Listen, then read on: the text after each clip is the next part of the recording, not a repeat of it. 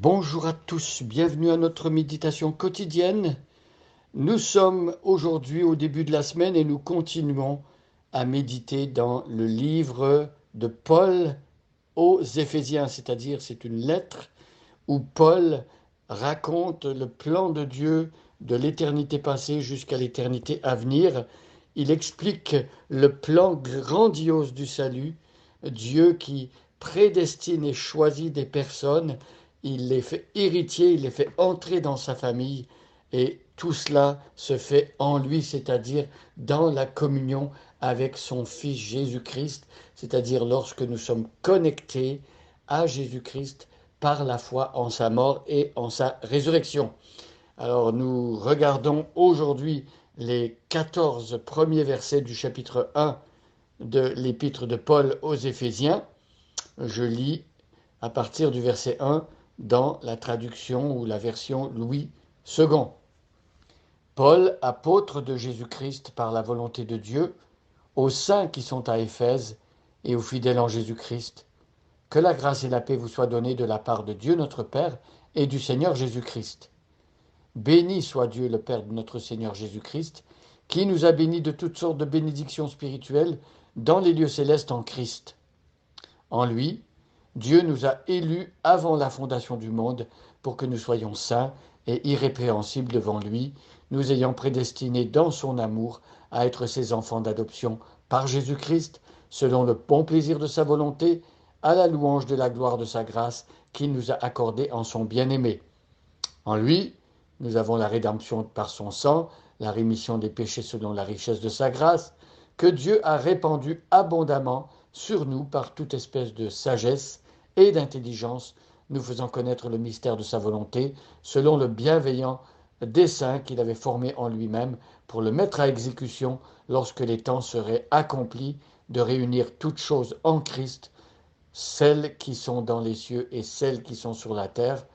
En lui, nous sommes aussi devenus héritiers, ayant été prédestinés suivant la résolution de celui qui opère toutes choses d'après le conseil de sa volonté, afin que nous servions à la louange de sa gloire, nous qui d'avance avons espéré en Christ.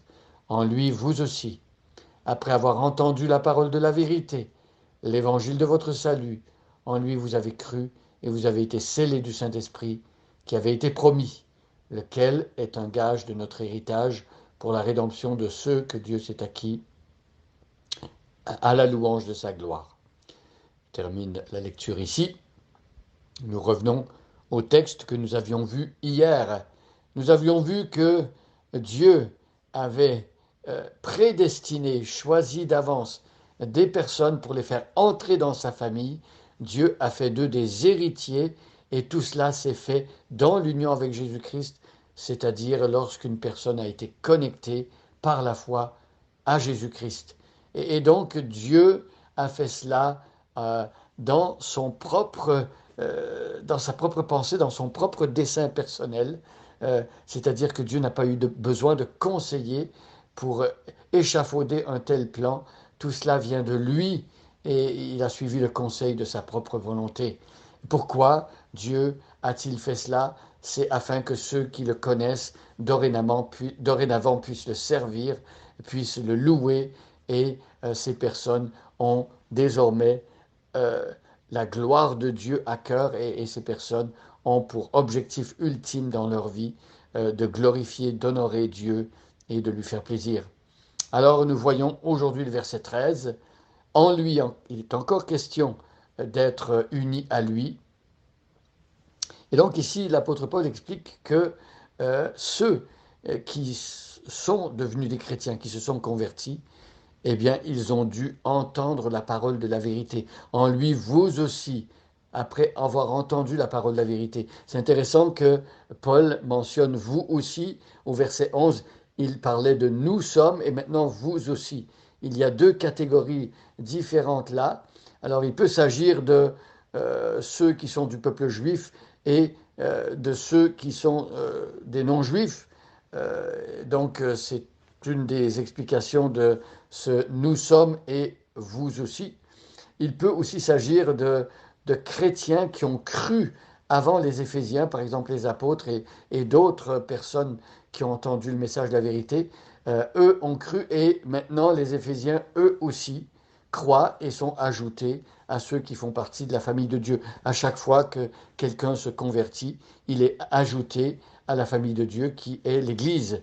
Donc en lui, vous aussi, après avoir entendu la parole de la vérité, eh bien il faut dire ici que il est impossible d'entrer dans la famille de Dieu, de devenir un enfant de Dieu, euh, d'être une personne convertie à moins d'entendre la parole de la vérité. Dieu a choisi de sauver ceux qui n'ont pas encore cru par la parole de la vérité, c'est-à-dire l'évangile du salut. Donc il faut que cette parole soit prêchée. C'est un encouragement pour ceux qui sont déjà chrétiens à annoncer cette parole de Dieu. Et nous comprenons aussi que la prédication, l'enseignement de la parole de Dieu suscite la foi dans le cœur de ceux qui n'ont pas encore cru. Donc, après avoir entendu la parole de la vérité, l'évangile de votre salut, vous avez cru en lui, vous avez cru. Donc, c'est en lui, uni à lui, que la foi chrétienne est possible. C'est une foi qui sauve. Et lorsqu'une personne croit, nous pouvons lire ici que cette personne, une transformation s'opère dans son cœur, cette personne va être habitée par le Saint-Esprit, le Saint-Esprit va la changer profondément, le Saint-Esprit qui est la troisième personne de la Trinité, le Saint-Esprit va venir manifester la présence de Dieu dans le cœur d'une personne, et cette personne, Dieu va apposer son sceau sur sa vie.